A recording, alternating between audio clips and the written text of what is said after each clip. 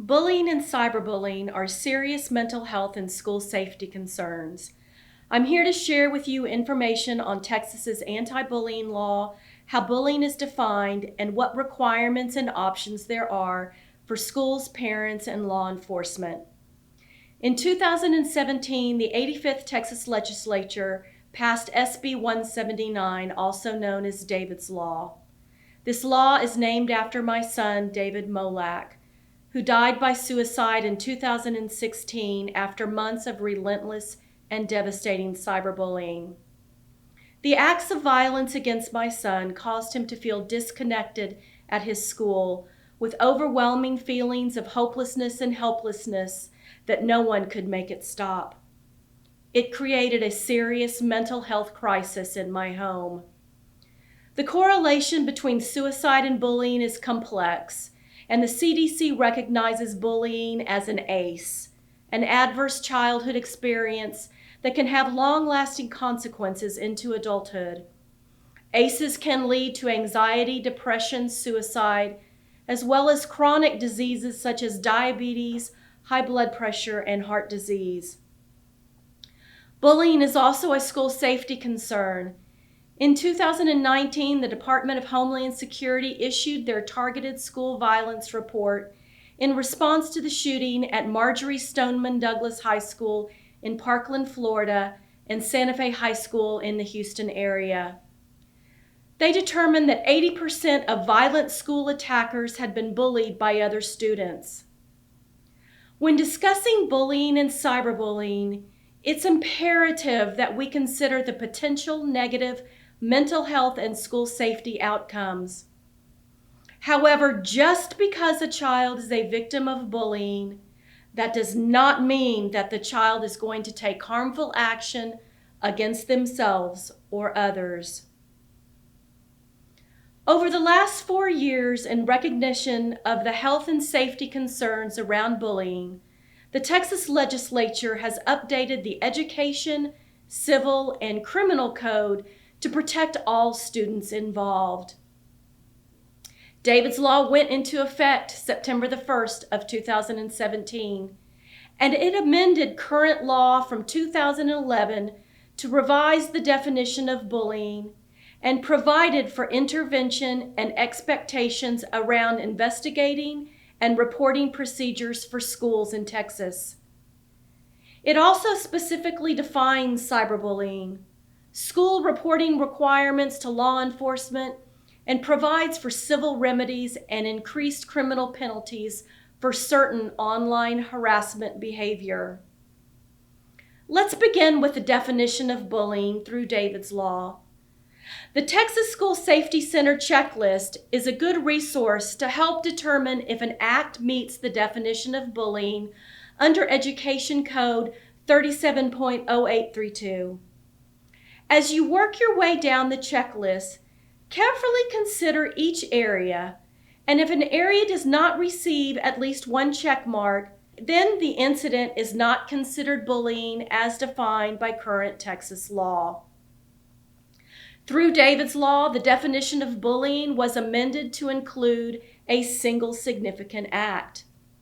The act no longer has to be a pattern of acts or repeated in order to be considered bullying in Texas. This definitional change was needed due to technological advances in electronic communications and the pervasive spread rate through the internet. For example, a single post intended to harm can be liked, shared, commented on, and screenshotted, and it never goes away. Despite the potential negative impact, this would not have met the previous definition of cyberbullying. The impact on the victim is used to determine the level of significance and whether it meets the threshold of a single significant act. The action must also be directed student to student and exploit an imbalance of power. An imbalance of power is subjective and can change over time. Examples of an imbalance of power can include strength, age, popularity, wealth, number of followers, comments, or shares on social media, just to name a few. The act must also be physical, verbal, written, or electronic, and it must meet one of the following criteria: harm or fear of harm to self or property, threatens or disrupts the educational environment or operation of the school, or infringes on the rights of a student at school. Moving down the checklist, was the act committed using a phone, computer, email, text, or other electronic device? If not, the action should then be evaluated based on whether it occurred on school grounds or in school transportation or at a school-sponsored event. If the act was committed using an electronic device, then the location requirement does not apply, and the school has jurisdiction over the incident.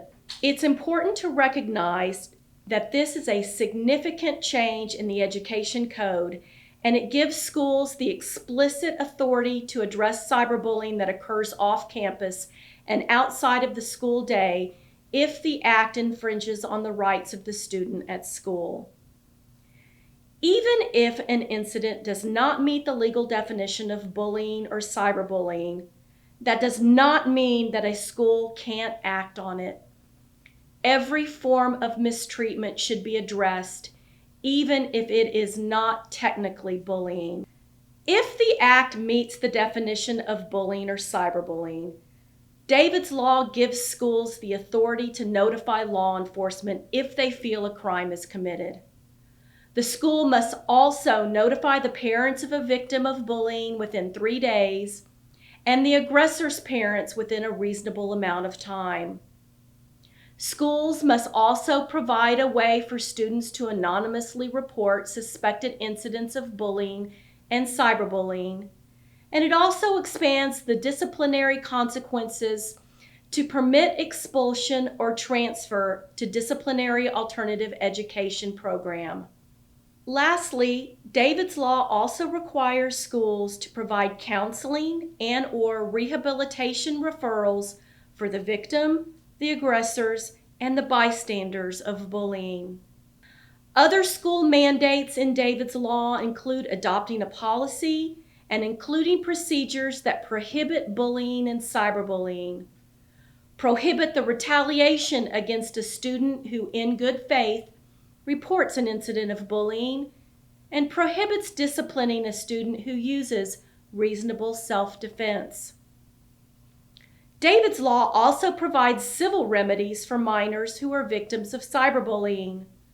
Minors or their parents or guardians may seek injunctive relief, such as a temporary restraining order and/or injunction against the cyberbully, with some of the requirements normally applicable to injunctive relief being significantly relaxed. Also, these victims will be able to have the court issue an injunction against not only the cyberbully, but also against the cyberbully's parents, requiring those parents to take action to stop their child from cyberbullying. This law requires the Texas Supreme Court to make available to the general public easy-to-understand forms and instructions, both in English and Spanish. David's Law modified Section 42.07 of the Penal Code, better known as the harassment statute, to more fully and clearly include the modern internet-based communication tools and methods perpetrators use to cyberbully their victims. Cyberbullying is a Class B misdemeanor, which is punishable up to 6 months in jail and a $2,000 fine. Changes made by David's Law increase a cyberbullying offense to a Class A misdemeanor if the person is a repeat cyberbullying offender or the offense was committed against a child under 18 years of age with the intent that the child commit suicide or engage in conduct causing serious bodily injury to the child, or the person has previously violated a temporary restraining order or injunction issued under the new civil provisions in David's Law. A Class A misdemeanor is punishable up to 1 year in jail and a $4,000 fine.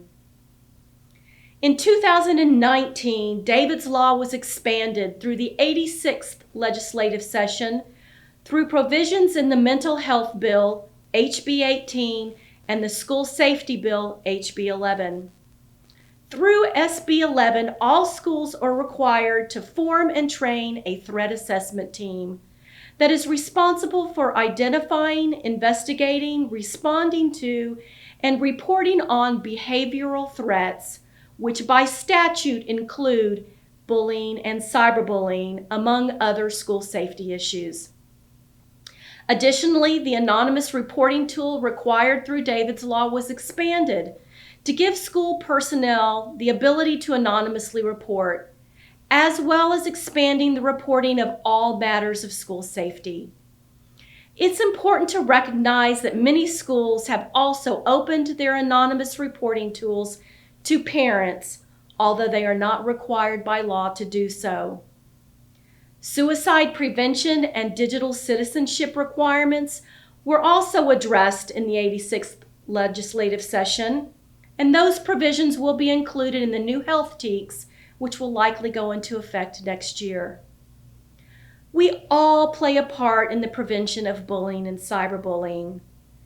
David's Law provided the framework for us to have conversations about the mental health and school safety consequences of this public health concern. It provided an avenue to increase prevention measures in schools and gave tools to parents and law enforcement. We have seen significant improvements since David's Law passed in 2017. The 2019 Youth Risk Behavior Survey showed that the rate of bullying decreased by 31% and cyberbullying decreased by 20% in Texas. The 2019 report also identified that the attempted suicide rate in Texas had decreased by 23%. We are encouraged and humbled that lives have been saved in our son David's memory. If you have any questions about David's Law, or if you have an issue of bullying or cyberbullying, please visit our website, davidslegacy.org, for more information or reach out to us directly. Our work is not yet done, and we hope you will join our efforts to make Texas schools safer. Thank you.